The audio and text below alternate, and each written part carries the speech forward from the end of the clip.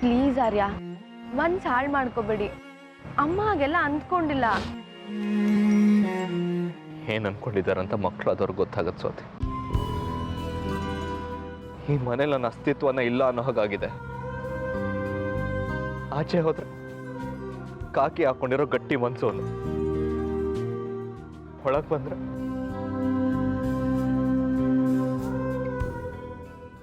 ಸೋತೋಗ್ತೀನಿ Swati. Bloody life.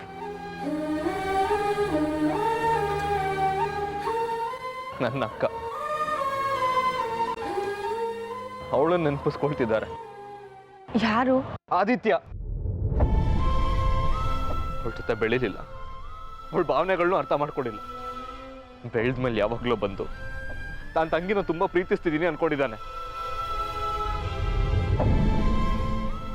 ನನ್ನ ಅಕ್ಕ ಜೊತೆ ಬೆಳ್ತಿರೋ ನಾನು ಅವಳನ್ನ ಅರ್ಥ ಮಾಡ್ಕೊಂಡಿದ್ದೀನಿ. ಅವಳ ಸ್ಥಾನಕ್ಕೆ ಬೇರೆ ಯಾರನ್ನೋ ತಂದು ಕೂರ್ಸಕ್ ಪ್ರಯತ್ನ ಪಡ್ತಿದ್ದಾನೆ.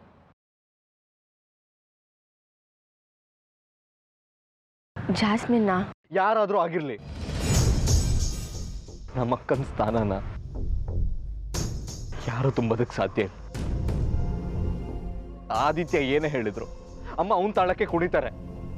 ಅಮ್ಮಂಗಾದ್ರೂ ಬುದ್ಧಿ ಬೇಡವಾ? ಹೇಗಾಗಿ ಹೇಳಿದ್ರು ನಂಗಂತೂ ಅರ್ಥ ಆಗ್ತಿಲ್ಲ. ಇದ್ರಲ್ಲೇ ಗೊತ್ತಾಗುತ್ತೆ ಅಮ್ಮಂಗೆ ನಾನಾಗ್ಲಿ, ಸಾಕ್ಷಿ ಆಗ್ಲಿ, ಕೊನೆಗೆ ಡ್ಯಾಡಿ ಆಗ್ಲಿ ಯಾರು ಮುಖ್ಯ ಆಗಲ್ಲ.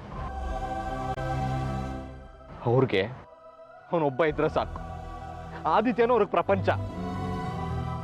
ಬೆಳೆದ ಮಕ್ಕಳು ಎಲ್ಲರೂ ಅವ್ರವ್ರನ್ನ ನಿಭಾಯಿಸ್ಕೊಳಕ್ ಬರುತ್ತೆ ಅಂತ ಅಂದ್ಕೊಂಡಿದ್ದಾರೆ. ಯಾಕೆ ಆದಿತ್ಯನ್ ಬೆಳೆದಿಲ್ವಾ?